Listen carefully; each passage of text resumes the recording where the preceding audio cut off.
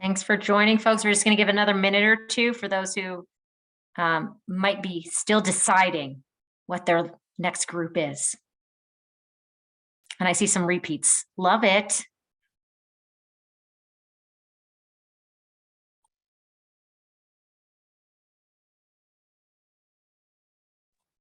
Okay, so we are recording. I think you all know that by now. It's our third one. So recording so we can really make sure we have, we really capture what your great ideas and questions are in the discussion. So thank you so much. Sharing for those who weren't on these, but sorry for those of you who have been already. Again, I am Kristen Toombs. I'm the director of the Office of Homeless Initiatives within the Department of Local Affairs, Division of Housing. I'm joined by several other folks, Melissa Nierensen, who you heard speak and present about the homelessness prevention work that we have. Zach Schaffner is helping as well, who's on our OHI team, and we have many other folks from DOLA or Division of Housing that are here as well. We have, thank you so much for being here. We really want to open it up to you. We do have some questions that we can share, but also want to let folks know that we are not going to do intros. Just if you can say your name and affiliation before you speak, that would be great. Please feel free to raise your hand or come off mute. We really do want this to be a conversation, a discussion where we hear from you all, what questions you have, what ideas you have. Happy to share what has come up in the other two breakouts, but mostly want to hear from you all. Again, questions and thoughts. And we do have some questions. Melissa has some thoughtful questions that we can ask you if you're going to be a quiet bunch. So with that, I'll open it up. Zach, Melissa, anything you want to add? No? Okay. So yeah, anybody have a burning question or comment? Or would it be helpful for me to review and remind you what Melissa and I spoke about? Because that was about an hour ago at this point. It is 3:40 on a Friday. I know we should be doing this, in person with some sort of refreshment or treat or ice cream or something, right? If only. Is that why everybody's, oh, Wayne, don't tell me March Madness. I know. Brutal. I can't know. All right.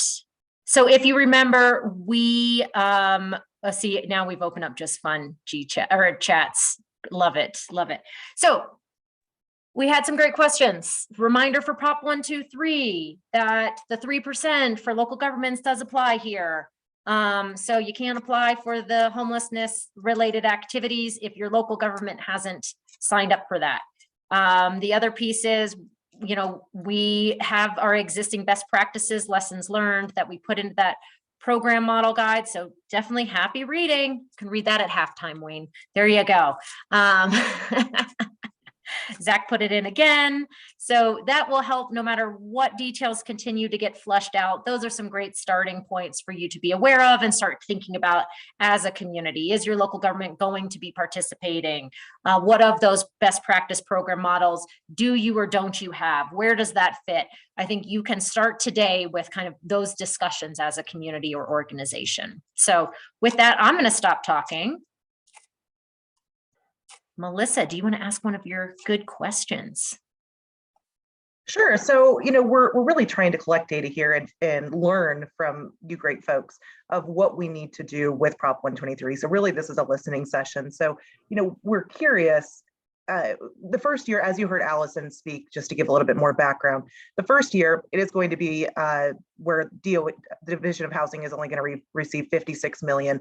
Of those, only a percentage is actually allocated to a lot of these homelessness prevention activities. And so with that, we're really looking in year one specifically to really expand on the housing programs that we already offer, or those prevention programs that we already offer. So curious what folks have in mind that they may want to expand on current DOH programs, whether you're currently offering it within your community or if it's going to be new to your community.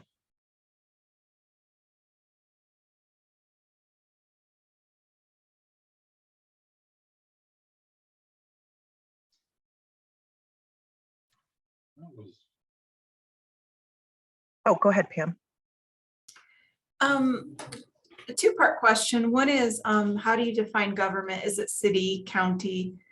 in terms of if they're committed to that. And the other piece is, and I think I heard you say this, but are likely would this funding be used to support existing programs that are already really well aligned and working within the COC with best practices, all the principles of trauma-informed care and housing first and that sort of thing? Or is this like a wider ask of newer folks to the sector or the sphere? No. Go ahead.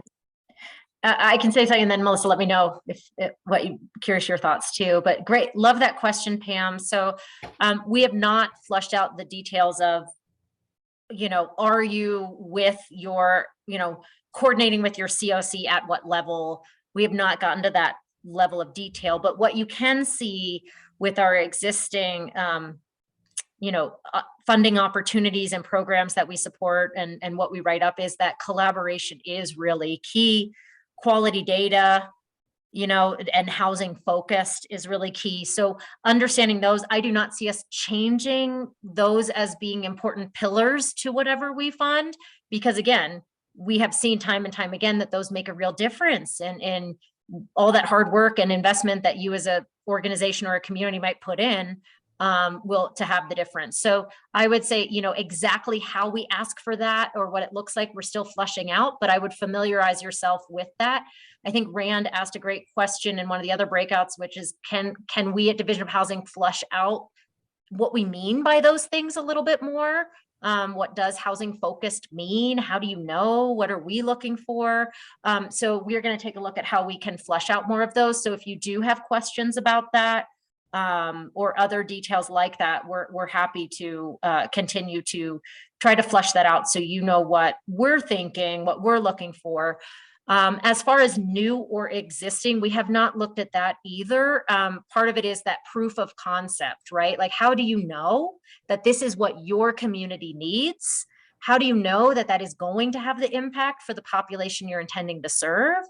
How do you know that's going to resolve? You saw Prop 123 says about resolving homelessness. So how are you going to, how do you know that that will resolve the homelessness? Again, we don't know exactly how we'll ask for that or score it, but those would be things that you should probably start asking yourself and would be helpful to kind of think through when you're deciding what would we be applying for? What do we want to continue to operate, expand, or bring to our community?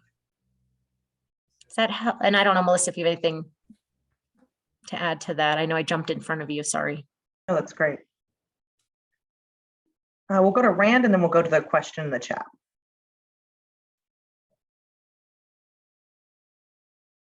Rand, you're on mute. Hey, there we go. Thank you. Actually, some of this is related a little bit to what's in the chat.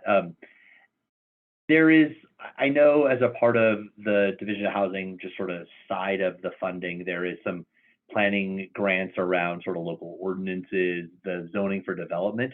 Has there been talk about planning for the purposes of addressing homelessness and homeless systems of care? I mean, we talk about being data informed, data driven, bringing stakeholders in a community together, not at maybe like a continuum level, but at a smaller level of a county or a region. Is there been any thought, or is it allowable within 123 to consider planning a capacity grants at a local level to really do the design work, the data work, the data-informed decision-making work, the leadership that's required to bring all the nonprofits, multiple jurisdictions together? It's a pretty time and staff-intensive process, and it might certainly be valuable at the local level to look at investing into those types of scales of economy to really ensure that we're getting to good outcomes.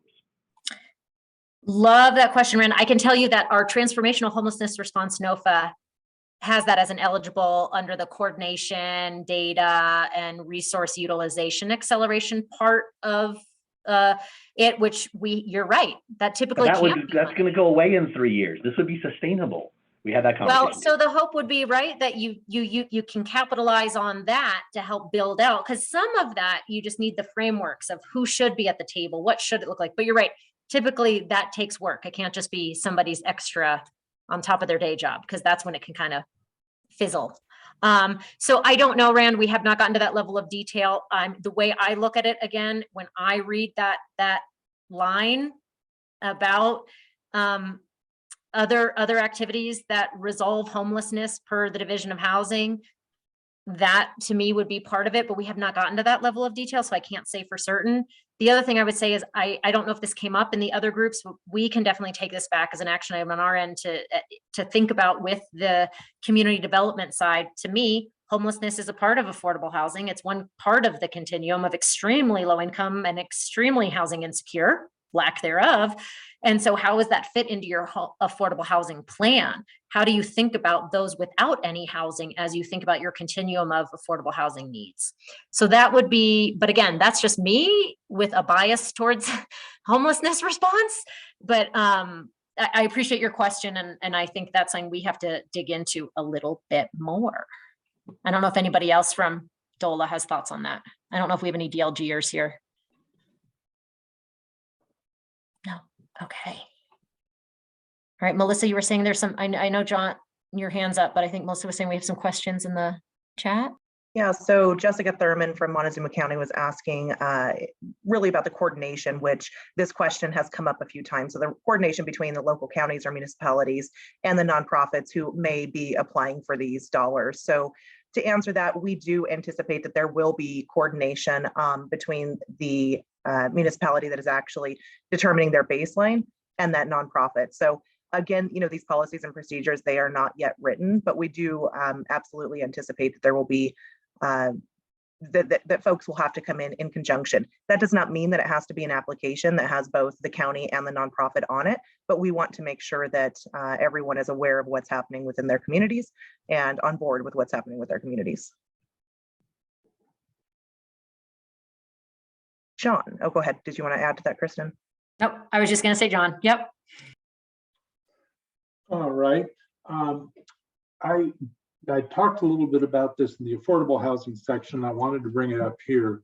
We're working on at least one project where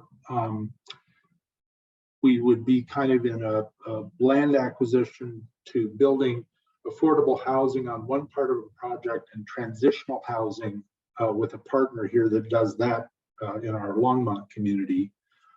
And I'm wondering, I could see that also applying for something like a permanently supportive housing provider, like a center with people with disabilities or things like that. I think part of my question was, is it better to come in with joint applications like that? Is that valuable in the minds of this side of the house? Or is that really not what you'd be considering in your space? Thanks for that question. I know on the development side, there are some ways to think about, so, you know, who owns what property, is the financing done together or separately? Those kinds of things make a difference for whether it's a combined application or a single. I'm sure they got into that. I know Wayne's on here that can jump into that too. On the homelessness side for programmatically, we have not flushed that out yet, but what I would say is what we do now with the transformational homelessness response notice of funding availability, when that question has come up to us, my response has been, and I would envision it being the same here, but again, we have not flushed it out, is that it's whether it's a combined application or separate applications, it doesn't necessarily matter to us how you apply, because there can be complications, nuances, capacity, processes that could get in the way of it being feasible to be a combined application, that it might make more sense to do it separate.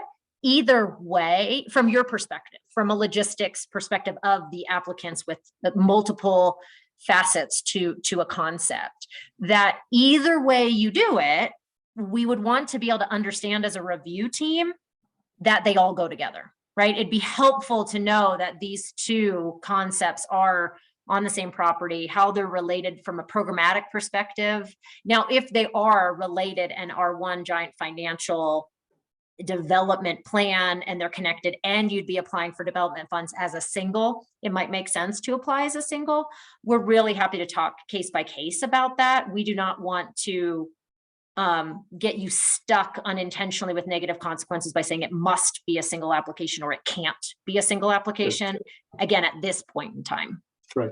I guess I would advocate for making it to be, there's kind of a lead development of the land piece. And the particular example we're thinking of would tap in then to different sources for building the homes and building the transitional housing or building the permanently supportive housing. So I guess I'm thinking of kind of a step process where the first part is you gotta get the land and develop it, and that's something our Habitat is getting better at.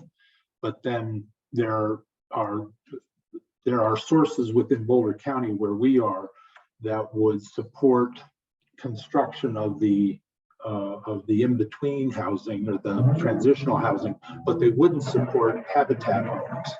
So I'm just trying to figure out if there's when you think of partnerships like this that we think are valuable, it's something to put into your consideration, I guess, because I think we do have different funding streams based on different types of housing. Yeah, I think it'd be helpful, John, to kind of, we can talk through those kind of examples. I know we've tried to go through some examples within the notice of funding availability, and I think we have some lessons learned for some of you who have applied to the TAG, the transformational one, and then we told you, oh, we need you to fill out Appendix 6 from the homelessness one. We're learning about how we need to maybe streamline and coordinate across our offices if you'd be asking for both development and operating. My first response was more if you were talking about, do both of those models and projects apply together or separate? So I think you brought up a couple different things, and appreciate you sharing that. I think we do need to help spell out, and I think we have a lot of lessons learned from these two NOFAs about how to simplify it for you all. That would be much appreciated. Thank you. I appreciate you bringing up that example. That's a good one because it's got it from two different programs, but also two different ways to fund them. So there could be 4 separate applications or one giant one, right? Yeah. Okay. That's really helpful. We'll think through that a little bit more. And since we're recording this, we'll be able to remember that you asked that in case we want to pick your brain a little bit more as a little case study. So thank you. Always glad to talk. Yeah, no, appreciate it. Thank you. All right. Do we have any in the chats that we need to? Alex, he has his hand up, and my guess is it's actually in response to Rand's question earlier. So Alex, go ahead. Oh yes, hi, Alex Florek, budget team here. So in terms of public engagement, this has been showing up a lot in like these breakout rooms recently, and I'll try to make this short. So 2 possible solutions, I should say, to this is to set up first like this like citizen lab programming here. What it is basically is a community platform where you can reach public or make public decision-making processes more accessible to those who want to be part of that process. This idea came from Dr. Martin Carson. He actually spoke at a few events for the Division of Housing and a few other departments here for the state of Colorado for public deliberation. And this program can actually probably help us really engage with local leaders at a faster pace compared to normal. In terms of cost, I do not know the cost, honestly. I think there are demos for it, and that might be an issue. It probably will be an issue, but just food for thought in terms of trying to engage with our stakeholders, trying to engage with our municipalities and localities. And I could also email this professor, since I had a class, his public deliberation class for my master's program. So it would be a little bit easier. So that way I could get more feedback on how we can engage them as well.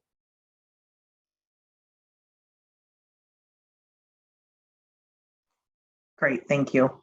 And it looks like we are out of time and we are going to get kicked out of these rooms probably